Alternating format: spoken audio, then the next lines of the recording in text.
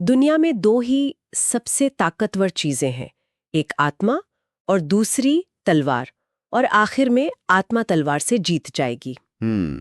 एक बहुत ही गहरा और सच कहूं तो थोड़ा डराने वाला विचार है ये। बिल्कुल। और आज के इस गहन विश्लेषण की शुरुआत हम इसी मशहूर विचार के साथ कर रहे हैं। ये विचार उस शख्स का है जिसकी तलवार ने पूरे यूरोप का नक्शा ही बदल कर रख दिया था। जिसने दशकों तक हारना नहीं सीखा था। सही कहा। लेकिन उसे ये भी पता था कि सैन्य ताकत की भी अपनी एक सीमा होती है। तो आज हमारे पास ऐतिहासिक दस्तावेजों, जीवनियों और कई रक्षा सूत्रों का एक बहुत बड़ा स्टैक है। और हमारा मिशन ये है कि हम इन स्रोतों का इस्तेमाल करते हुए एक ऐसे व्यक्ति के जीवन की विस्तृत चर्चा करें जो किसी शाही परिवार से नहीं था। जी, एक आम इंसान जो फ्रांस का बादशाह बना, नेपोलियन बोनापार्ट। हाँ, नेपोलियन। जब मैं इसके बारे में पढ़ रही थी तो मुझे ये बात बहुत हैरान करने वाली लगी कि कैसे एक शख्स जिसकी पृष्ठभूमि कोई राजा महाराजा वाली नहीं थी, उसे जंग के मैदान में 40,000 योद्धाओं के बराबर माना जाता था। देखिए, यही तो इस विश्लेषण का सबसे दिलचस्प पहलू है। लेकिन स्रोतों में एक ऐसा तथ्य है जो इस पूरी धारणा को ही चुनौती दे देता है कि महान रणनीतिकार हमेशा बचपन से ही बहुत मेधावी होते हैं। हाँ, वो ग्रेजुएशन वाला तथ्य है ना। बिल्कुल। सैन्य अकेडमी के दस्तावेज बताते हैं कि नेपोलियन अपनी क्लास में 58 छात्रों में से 45वें नंबर पर था। 45वें?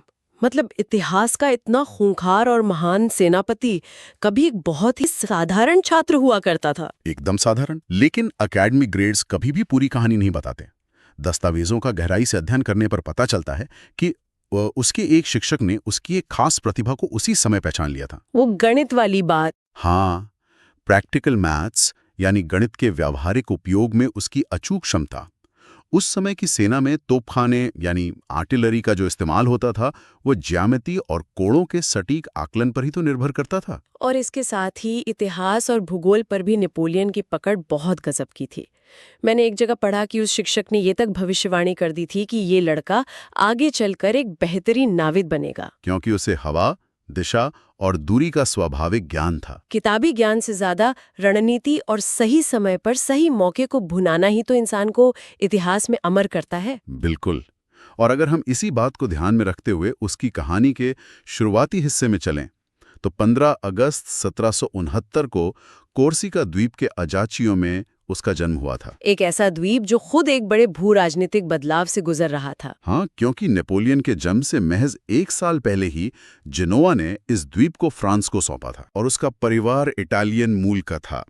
जब नेपोलियन सिर्फ 16 साल का था, 1785 में, तब उसके पिता का निधन हो गया, जिसने परिवार को बहुत भारी आर्थिक तंगी में धकेल दिया। सही कहा। और इसी तंगी ने उसे बहुत कम उम्र में सीना की तोपखाना रेजिमेंट में नौकरी करने पर मजबूर कर दिया। लेकिन दस्तावेजों में एक बहुत बड़ा विरोधाभास है। उसकी निष्ठा को लेकर, है ना?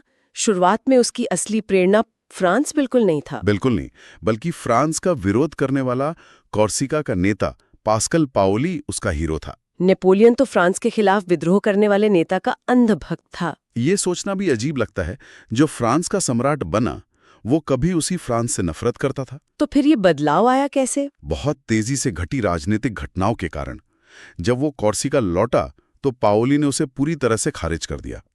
पाओली का मानना था कि नेपोलियन के पिता ने फ्रांस के साथ समझौता करके गद्दारी की थी। और मामला तब और बिगड़ गया जब नेपोलियन के भाई ने सार्वजनिक रूप से पाओली को ब्रिटिश एजेंट कह दिया। बस यही वो चिन्नारी थी।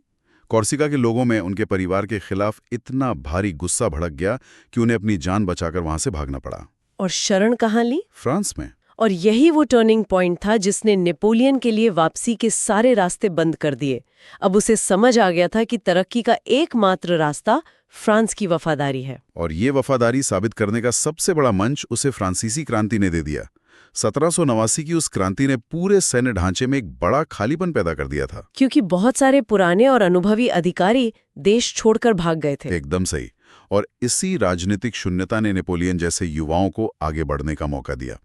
1793 में टूलोन बंदरगाह की घेराबंदी उसकी योग्यता का पहला बड़ा परीक्षण थी। टूलोन, जिसे राजशाही समर्थकों ने अंग्रेजों को सौंप दिया था, फ्रांस के लिए इसे वापस पाना बहुत जरूरी था। और यही नेपोलियन की तोपखाने वाली रणनीति काम आई, है ना? हाँ, उसने सीधे हमला करने की पारंपरिक गलती नहीं की। इसके बजाय उसने एक ऊंचे स्थान पर कब्जा कर लिया। बिल्कुल, जहां से उसकी तोपें सीधे ब्रिटिश जहाजों को निशाना बना सकती थीं। इस सटीक गोलाबारी ने अंग्रेजों को पीछे हटने पर मजबूर कर दिया। और इस कामयाबी ने उसे रातों रात हीरो बना दिया। महज 24 साल की उम्र में वो ब्रिगेडियर जनरल बन गया। 24 साल में एक पूरी सेना का नेतृत्व करना ये तो बहुत बड़ी बात है। लेकिन टूलोन तो सिर्फ एक शुरुआत थी। उसका असली लॉन्च पैड बनी 1795 की वो घटना जिसने फ्रांस की सत्ता का समीकरण ही बदल दिया। जब करीब 20,000 बागियों ने पेरिस में नेशनल कन्वेंशन यानी उस समय की लोकतांत्रिक सरकार को घेर लिया था। और सरकार को बचाने की जिम्मेदारी फिर से नेपोलियन पर आ गई। उसके पास सेना बहुत छोटी थी, लेकिन उसके पास तोपें थीं।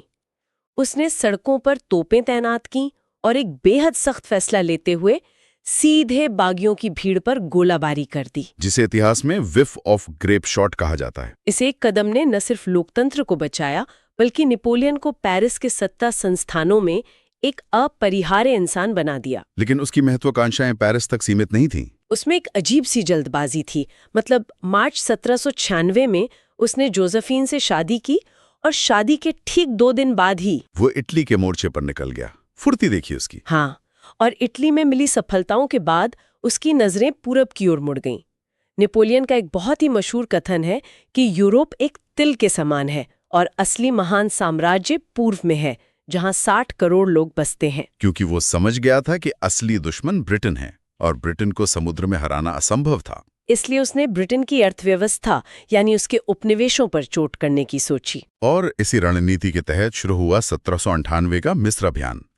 श्रोताओं के लिए ये जानना बहुत दिलचस्प होगा कि मिस्र अभियान का असली मकसद सिर्फ मध्य पूर्व पर कब्जा करना नहीं था, बल्कि उसका असली लक्ष्य था ब्रिटिश भारत पर कब्जा करना। बिल्कुल, वो मिस्र को एक बेस बनाकर लाल सागर के रास्ते भारत पहुंचना चाहता था। और जो तथ्य मुझे यहाँ सबसे ज्यादा हैरान करता है वो ये है कि नेपोलियन ने बकायदा भारत में मैसूर के शासक टीपू सुल्तान से संपर्क किया था। हाँ, दोनों के बीच खतों किताबत हुई थी।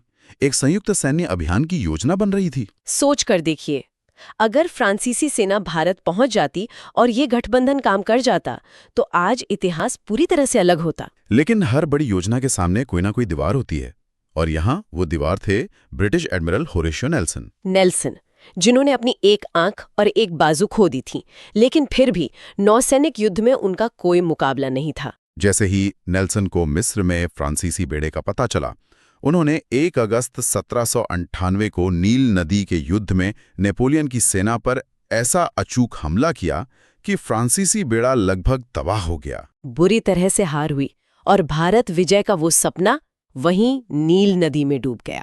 लेकिन पता है सबसे बड़ा विरोधाभास क्या है? इतनी बड़ी हार और अपनी सेना को मिस्र में छोड़कर भागने के बावजूद फ्रांस में नेपोलियन की लोकप्रियता रत्ती भर भी कम नहीं हुई। उल्टे अन्य मोर्चों पर फ्रांस के खराब प्रदर्शन ने उसे एक उद्धारकर्ता बना दिया। इसी लोकप्रियता का फायदा उठाकर उसने 1799 में तख्ता पलट कर दिया। जो इंसान कभी लोकतंत्र बचाने के लिए तोपें चला रहा था, वो अब खुद सर्वोच्च सत्ताधीश बन गया था। और 1804 में तो उसने हद ही कर दी। उसने खुद को सम्राट घोषित कर दिया और ताज पोप के हाथों से लेकर खुद अपने सिर पे पहन लिया। ये दिखाने के लिए कि उसकी सत्ता किसी ईश्वरीय या धार्मिक संस्था की मोहताज नहीं है। लेकिन सम्राट बनने के बाद का जो दौर है वो बहुत जटिल है। हाँ, क्योंकि एक तरफ वो एक तानाशाह था, लेकिन दूसरी तरफ उसने ऐसे ऐतिहासिक सुधार किए जो आज भी प्रासंगिक है। जैसे कि नेपोलियन कोड। हाँ, उसने जन्म के आधार पर मिलने वाले विशेषाधिकार खत्म कर दिए, कानून के समक्ष समानता लागू की और लोगों को अपनी पसंद का धर्म चुनने की आजादी दी। ये वाकई एक बड़ा विरोधाभास है कि कैसे एक तानाशाह लोगों को उनके अधिकार दे रहा था। शायद इसीलिए जनता ने उसे स्वीकार कर लिया था। और सैन्य मोर्चे पर भी वो अपने चरम पर था। 1805 का ऑस्ट्रेलिट्स का युद्ध इसका सबसे बड़ा उदाहरण है। ओहो, ऑस्ट्रेलिट्स युद्ध कौशल का एक मास्टर क्लास, जहां उसमें रूस और ऑस्ट्रिया की विशाल संयुक्त सेना को एक मनोवैज्ञानिक जाल में फंसाया। उसने जानबूझकर अपनी सेना के एक हिस्से को कमजोर दिखाया ताकि दुश्मन ऊंचे स्थानों से नीचे आ जाए। और जैसे ही वे नीचे आए, नेपोलियन ने धुंध और कोहरे की आड़ में छिपी अपनी मुख्य सेना को उन पर टूट पड़ने का आदेश दे दिया। इस एक युद्ध में 26,000 दुश्मन मारे गए या बंदी बना लिए गए। लेकिन जैसा कि इतिहास गवाह है, जब महत्वाकांक्षा की कोई सीमा नहीं रहती तो पतन की शुरुआत भी वहीं से होती है। ब्रिटेन को न हरा पाने की कुंठा में उसने कॉन्टिनेंटल सिस्टम लागू कर दिया। यानी यूरोप का कोई भी देश ब्रिटेन से व्यापार नहीं करेगा।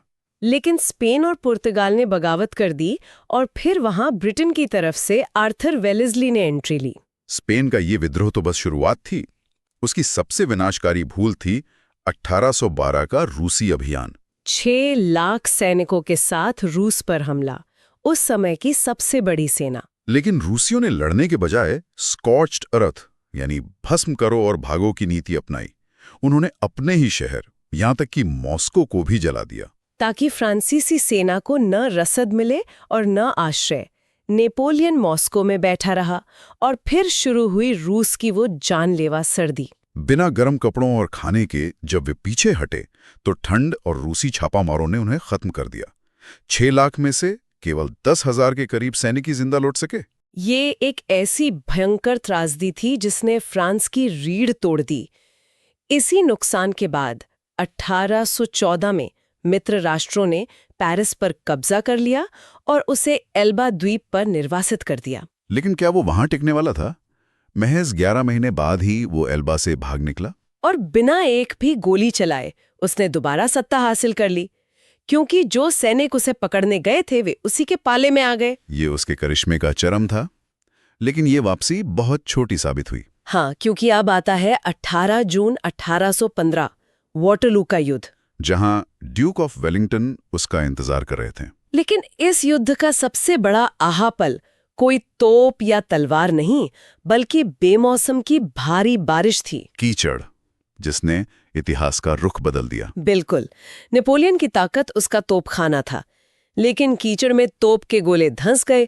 भारी तोपों और घुड़सवार सेना को आगे बढ़ाने में घंटों की देरी हो गई और इसी देरी ने प्रशिया की सेना को ब्रिटिश सेना की मदद के लिए पहुंचने का मौका दे दिया। भारी बारिश और कीचड़ ने उस इंसान की रफ्तार रोक दी जिसने कभी पूरे यूरोप को अपने कदमों से मापा था। ये हार अंतिम थी। इसके बाद उसे अटलांटिक महासागर के एक वीरान द्वीप सेंट हेलेना भेज दिया गया, जहां 52 साल की उम्र में पेट के कैंसर से उसकी मृत्यु हो गई। लेकिन उसका प्रभाव कभी नहीं मरा।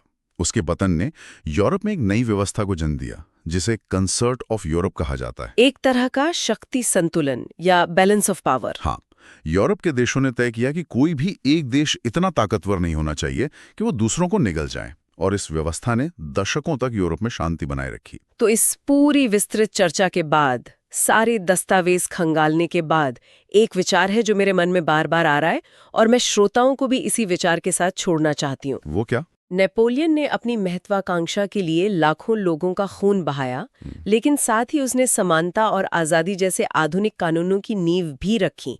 तो सोचने वाली बात यह है कि क्या बेतहाशा महत्वाकांक्षा किसी इंसान को इतिहास का सबसे बड़ा हीरो बनाती है, या फिर वही महत्वाकांक्षा उसके सबसे दर्दनाक पतन का कारण बन जाती है? क्या एक ही इंसान एक ही समय में एक महान सुधारक और एक खतरनाक तानाशाह दोनों हो सकता है? बिल्कुल। और आज के समय में क्या किसी बाहरी व्यक्ति के लिए व्यवस्था को इस तरह चुनौती देना संभव भी है, या फिर आज के सिस्टम इतने मजबूत हो चुके हैं कि वे किसी भी नई असीम महत्वाकांक्षा को पनपने से पहले ही दबा देते हैं? बहुत ही गहरा सवाल है, सोचने पर मजबूर करता है। इसी सवाल के साथ हम आज के इस गहन विश्लेषण को यहीं विराम देते हैं। हमारे साथ इस ऐतिहासिक यात्रा का हिस्सा बनने के लिए बहुत बहुत धन्यवाद।